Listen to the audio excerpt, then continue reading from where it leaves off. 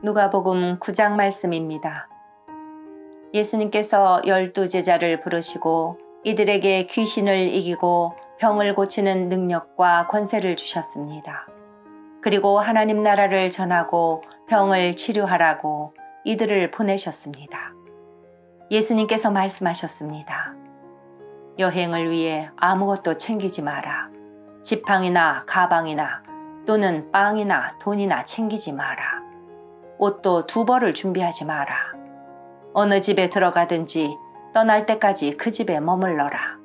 만일 너희를 받아들이지 않으면 그 마을에서 나올 때에 내 발에서 먼지를 털어버려라. 이것이 그들에게 경고하는 증거가 될 것이다.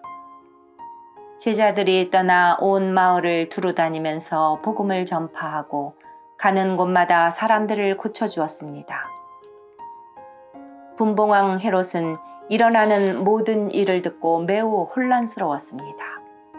그것은 어떤 사람들은 세례자 요한이 죽었다가 다시 살아났다고 말하고, 어떤 사람들은 엘리야가 나타났다고도 하고, 또 어떤 사람들은 옛 예언자 중에 하나가 다시 살아났다고도 하였기 때문이었습니다.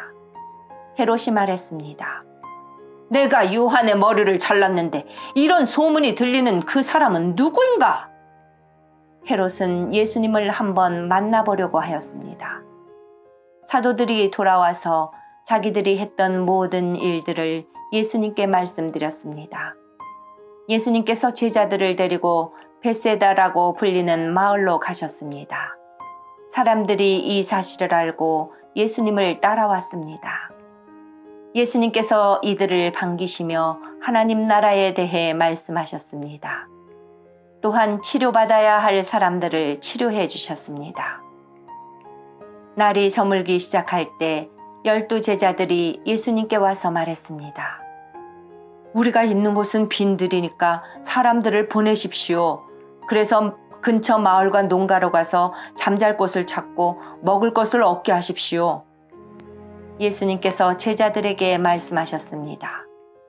너희가 사람들에게 먹을 것을 주어라. 제자들이 대답했습니다. 우리에겐 단지 5개의 빵과 생선 2마리밖에 없습니다. 가서 이 모든 사람들을 위해 음식을 사지 않으면 안 되겠습니다. 사람들은 남자들의 수만 약 5,000명 정도 되었습니다.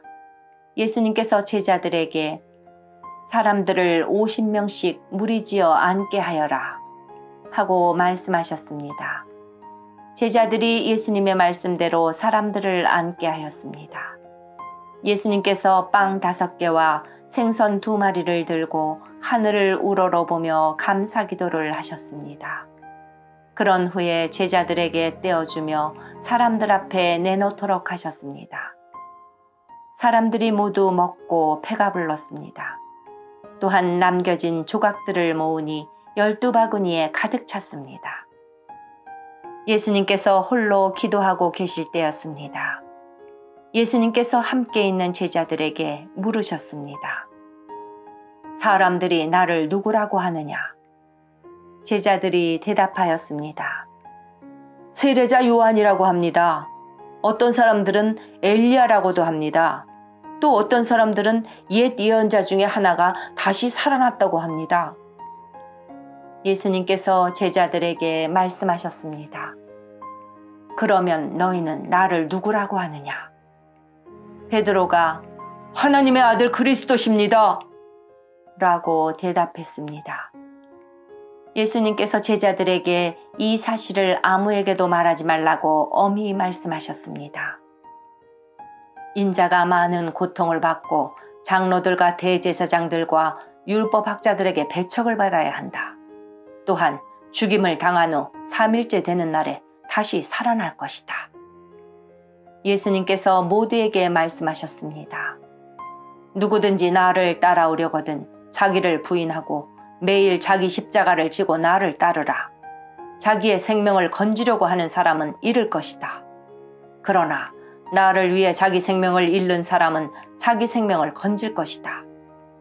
만일 이 세상을 모두 얻고도 자기를 잃거나 빼앗기면 무슨 유익이 있느냐? 누구든지 나와 내 말을 부끄러워하면 인자도 자신의 영광과 아버지의 영광과 거룩한 천사의 영광으로 올 때 그를 부끄러워할 것이다. 내가 진정으로 말한다. 여기 서 있는 사람 중에 몇 사람은 죽기 전에 하나님의 나라를 볼 것이다. 이 말씀을 하신 지 8일 뒤에 예수님께서 베드로와 야고보와 요한을 데리고 기도하러 산으로 올라가셨습니다. 예수님께서 기도하시는 동안 얼굴 모습이 변하고 옷이 하얗게 빛났습니다. 그때 두 사람이 예수님과 함께 이야기를 하고 있었습니다. 이들은 모세와 엘리야였습니다. 그들은 영광스러운 모습으로 나타나 예루살렘에서 이루실 예수님의 죽음에 대해 말씀을 나누고 있었습니다.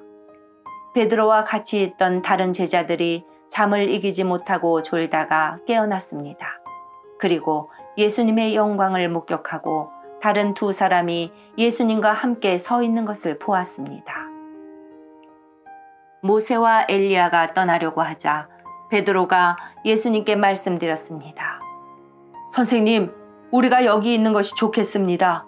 저희들이 천막 셋을 세우겠습니다. 하나는 선생님을 위하여, 하나는 모세를 위하여, 또 하나는 엘리야를 위하여 말입니다. 베드로는 자기가 무슨 말을 하는지도 알지 못했습니다. 베드로가 이 말을 하고 있을 때 구름이 일어나서 그들을 뒤덮었습니다. 제자들이 구름 속으로 들어가게 되자 두려워하였습니다. 구름 속에서 소리가 났습니다. 이는 내 아들, 내가 택한 자이다. 그의 말을 들어라. 소리가 들릴 때 예수님만 홀로 서 계셨습니다. 제자들은 입을 다물고 자신들이 본 것에 대해 아무에게도 말하지 않았습니다. 다음 날 산에서 내려왔을 때 많은 사람들이 예수님을 맞이했습니다. 그 사람들 중에 한 사람이 예수님께 외쳤습니다. 선생님, 제 아들의 병을 고쳐주십시오. 하나뿐인 아들입니다. 악한 영이 아이를 사로잡으면 갑자기 아이가 소리를 지릅니다. 또 아이에게 경련을 일으켜 입에 거품을 물게 합니다. 그리고 아이에게 성차를 입히며 여간에서 떠나려고 하지 않습니다. 제가 선생님의 제자들에게 쫓아달라고 간청하였지만 그들은 할 수 없었습니다. 예수님께서 대답하셨습니다. 아, 믿음이 없고 삐뚤어진 세대여. 내가 얼마나 오랫동안 너희와 함께 있으면서 참아야 하겠느냐. 내 아들을 이리 데리고 오너라. 소년이 올 때 마귀가 그를 넘어뜨려 경련을 일으키게 하였습니다. 예수님께서 더러운 영을 꾸짖으시고 소년을 고쳐주셨습니다. 그리고 그 아버지에게 돌려보냈습니다. 사람들은 모두 하나님의 위대하심에 놀랐습니다. 사람들이 모두 예수님이 하신 일을 보고 놀라고 있을 때 예수님께서 제자들에게 말씀하셨습니다. 너희는 이 말을 귀담아 들어라. 인자가 사람들의 손에 넘겨질 것이다. 그러나 제자들은 이러한 예수님의 말씀을 이해하지 못하였습니다. 제자들이 이해하지 못하도록 그 뜻이 감추어져 있었습니다. 또한 제자들은 이 말씀에 대해 예수님께 묻기를 두려워하였습니다. 제자들 사이에 누가 가장 큰 자인가를 놓고 말다툼이 일어났습니다.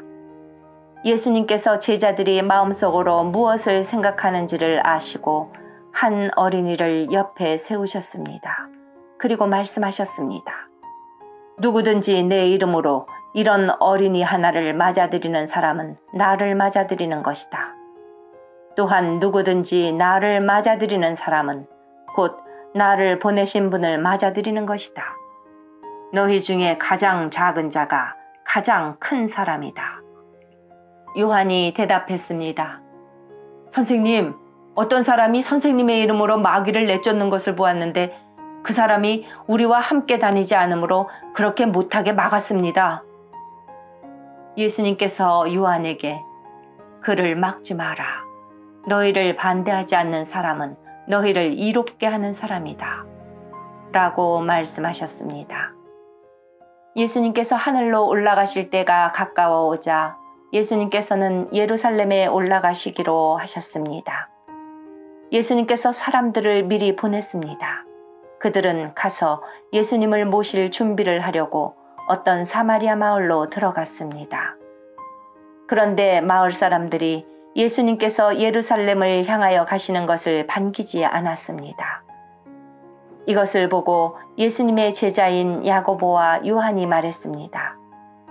불이 하늘에서 내려와 이 사람들을 모두 태워버리라고 하면 어떻겠습니까? 그러자 예수님께서 그들을 꾸짖으셨습니다. 그리고 다른 마을로 가셨습니다. 그들이 길을 가고 있을 때 어떤 사람이 예수님께 말했습니다.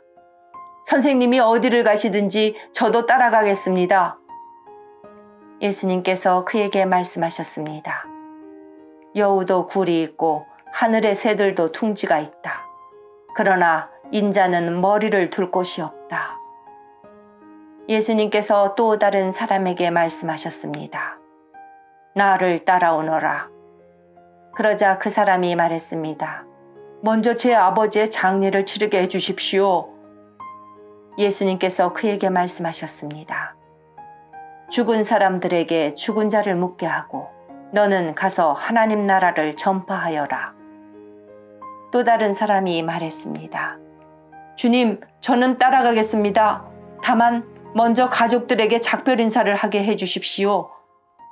예수님께서 그에게 말씀하셨습니다. 누구든지 쟁기를 잡고 뒤를 돌아보는 사람은 하나님 나라에 알맞지 않다. 아멘.